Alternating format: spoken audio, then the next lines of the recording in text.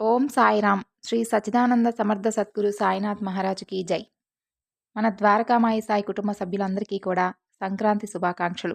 మీ అందరికీ కూడా బాబాగారి ఆశీస్సులు ఎప్పుడూ ఉండాలని, సంతోషంగా, ఆరోగ్యంగా మీరు మీ కుటుంబం ఎప్పుడూ కూడా ఉండాలని చెప్పి బాబాగారిను మనస్ఫూర్తిగా ప్రార్థిస్తూ ఈరోజు వీడియోను మొదలు పెడుతున్నాను.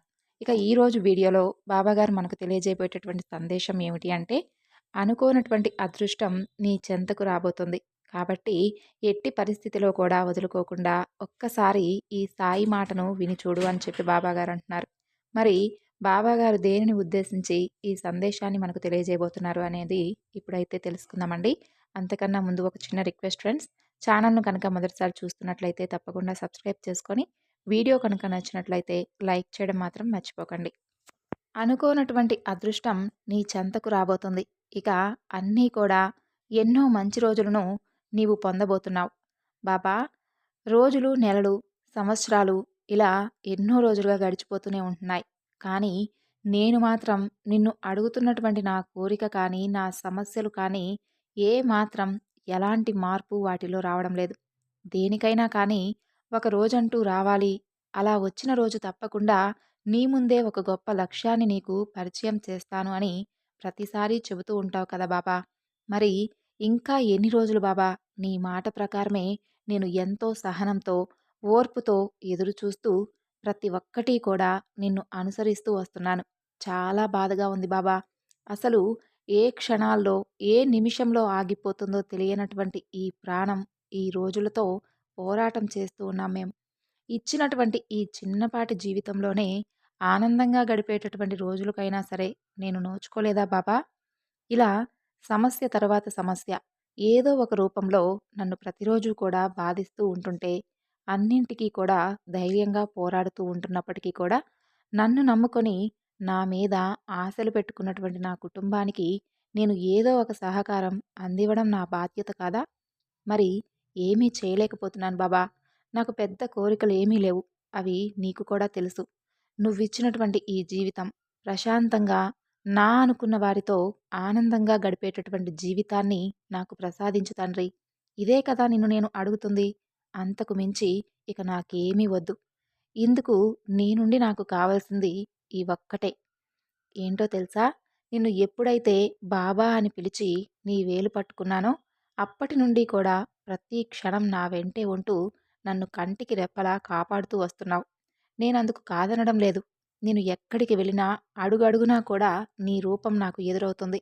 నీకు అండగా నేనున్నాను బిడ్డా అని నువ్విచ్చేటటువంటి భరోసా ఉంది చూడు, అది చాలా గొప్పది బాబా. నిజంగా అసలు నీ దయ లేనిది నేనీరోజు ఇన్ని సమస్యలు నాకు ఎదురవుతున్నప్పటికీ కూడా ఎన్నో ఒడిదుడుకుల నుండి నన్ను నేను కాపాడుకుంటూ నా కుటుంబానికి కూడా ధైర్యం చెప్పగలుగుతున్నాను అంటే అందుకు కారణం మాత్రం నీవే. ఇదంతా కూడా నువ్విచ్చినటువంటి ధైర్యమే బాబా. నాకేం వద్దు. నేను ఎన్నో రోజుల నుండి ఒక ఆశయం కోసం ఎంతో కష్టపడుతూ ఉన్నాను. అది నీకు కూడా తెలుసు. అది సక్సెస్ అయితే చాలు బాబా.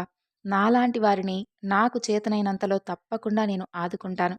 కానీ అసలది ఎప్పుడవుతుందో అని చెప్పి ప్రతిరోజు కూడా టెన్షన్‌గా ఉంటుంది. మధ్యలో ఎన్నో ఆటంకాలు ఇలా ఎదురవుతున్నప్పటికీ కూడా దాని మీద చాలా హోప్స్ పెట్టుకున్నాను బాబా. ప్లీజ్ బాబా, ఇక నీ దయ బాబా. నీ సమాధానం కోసం ఎదురుచూస్తూ నా వంతుగా నేను శ్రమ చేస్తూ వస్తాను. ఆ తరువాత నీ దయ.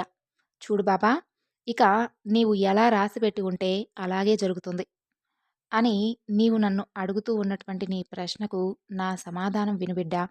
నీ కష్టం ఏదీ కూడా వృధాగా పోదు. ఒకప్పుడు ఎలాంటి బాధ్యత లేకుండా ఉండేవాడివి. ఒక్కసారిగా బాధ్యతలు అన్నీ కూడా నీ తల మీద పడ్డాయి. కానీ వాటి గురించి మాత్రం నీకు ఏమీ అవగాహన లేకపోయినప్పటికీ అన్నింటినీ కూడా సమానంగా స్వీకరించావు. వేటిని చూసి కూడా నీవు పారిపోలేదు. అలాగే వాటి నుండి తప్పించుకోవాలి అనేటటువంటి ప్రయత్నం కూడా చేసింది లేదు. అది నిజంగా గొప్ప విషయం. ఎన్ని సమస్యలు ఎదురొచ్చినా ఒంటరి పోరాటం చేస్తూ ఉన్నావు. ఆత్మవిశ్వాసంతో ఎవరికీ లొంగకుండా, ఎవరిని అర్జించకుండా నీకు ఉన్న దాంట్లోనే తృప్తిని వెతుక్కునేటటువంటి మనస్తత్వం నీది. నీలో నాకు నచ్చేటటువంటి గుణం అదే. అలాగే నీలో నాకు నచ్చేటటువంటి ఎన్నో సుగుణాలు కూడా ఉన్నాయి. అందరినీ కూడా సమదృష్టితో చూడడం, అవసరమైనటువంటి వారికి నీ వంతుగా సహాయాన్ని అందివ్వడంలో నీకు నీవే సాటి. నీ దగ్గర లేకపోయినా పేదవారు కనిపించిన వెంటనే వారికి ఏదో ఒక విధంగా నీ వంతు సహాయాన్ని అందివ్వాలి, ఏదో ఒక విధంగా ఆదుకోవాలి అనేటటువంటి ఆలోచనలు చేస్తూ, వారిలో కూడా నిన్నే చూసుకుంటూ అందరినీ ప్రేమగా పలకరిస్తూ ఉంటావు. కొన్ని పొందాలి అంటే ముందు మొదలుపెట్టగానే ఉన్నతమైనటువంటి శిఖరంపై చేరుకోలేవు కదా! అందుకే నీవు మెట్టు మెట్టు దాటుకుంటూ వెళితేనే కదా నీకు కూడా ఆ కష్టం విలువ, అలాగే మధ్యలో ఎదురయ్యేటటువంటి సమస్యల యొక్క అవగాహన నీకు తెలుస్తుంది. అప్పుడే నీకు జీవితంలో ఎలాంటి సమస్యలు వచ్చినా బెదరకుండా వాటితో పోరాడగలిగేటటువంటి ఆలోచన విధానం తెలుస్తుంది. అదే ఒక్కసారిగా విజయాన్ని కనుక నీవు చూస్తే, మధ్యలో నీకు ఎదురయ్యేటటువంటి కష్టాల వలన నీవు ఇంకా ఎక్కువగా నిరుత్సాహపడవచ్చు. నిజంగా నీ ఆశయం చాలా గొప్పది. కాబట్టే ఇన్ని సమస్యలు ఎదురవుతున్నా కూడా తట్టుకొని నిలబడగలిగావు. అంతేకాని ఏమాత్రం కూడా ఏ రోజు వెనకడుగు మాత్రం వేయలేదు. నాకు మీ నుండి కావాల్సింది కూడా అదే. ఒక్కసారి ఏదైనా కానీ సాధించాలి అని చెప్పి మీ మనసులో అనిపించినప్పుడు దానిని పూర్తి చేసేంత వరకు మధ్యలో విడిచిపెట్టకూడదు. ఎదురయ్యేటటువంటి సమస్యలను చూసి భయపడకూడదు. నీవు అనుకున్నటువంటి లక్ష్యం సాధించేంత వరకు అలుపెరగకుండా పోరాడుతూనే ఉండాలి. అప్పుడే భగవంతుని యొక్క అనుగ్రహం కూడా నీపై నిండుగా ఉంటుంది. అంతేకాని అసలు ఏం చేయాలో, అసలు ఏం చేస్తే బావుంటుందో అనేది నీలో నీకే నిలకడ లేకుండా ఉంటే అప్పుడు నీ ప్రయత్నాలు అన్నీ కూడా వృధా అయిపోతాయి. ఎక్కడ మొదలు పెడతావో అక్కడే ఉండిపోతావు. నువ్వు చేరాలి అనుకుంటున్నటువంటి గమ్యం దగ్గరలోనే ఉంది. చూసావా? నా భక్తుడు ఎలా ఉండాలో, ఎలా ఆలోచించాలో, ఎలా నడుచుకోవాలో అవన్నీ కూడా మీలో ఉన్నాయి. అవే నేను కూడా మీ నుండి కోరుకుంటున్నాను. తడబడకుండా నీవు చేయవలసినటువంటి శ్రమంతా కూడా చేసేశావు. భారం నాపై వేశావు. ఇక ఊహించినటువంటి అదృష్టాన్ని పొందేందుకు సిద్ధంగా ఉండు మరి. నీవు అనుకున్నట్లుగానే గొప్ప ప్రశాంతమైనటువంటి జీవితాన్ని, నీ కుటుంబంతో పొందేటటువంటి ఆనందాన్ని తప్పకుండా పొందుతావు. నలుగురికి ఆదర్శప్రాయంగా నీ జీవితాన్ని గడుపుతావు. ఇంకా ఆ రోజు కోసం ఎక్కువగా నీవు ఎదురు చూడవలసినటువంటి అవసరం లేదు. అతి త్వరలోనే నీకు కలగబోయేటటువంటి అదృష్టాన్ని చూసి నీవే నమ్మలేనంత ఆనందానికి గురవుతావు.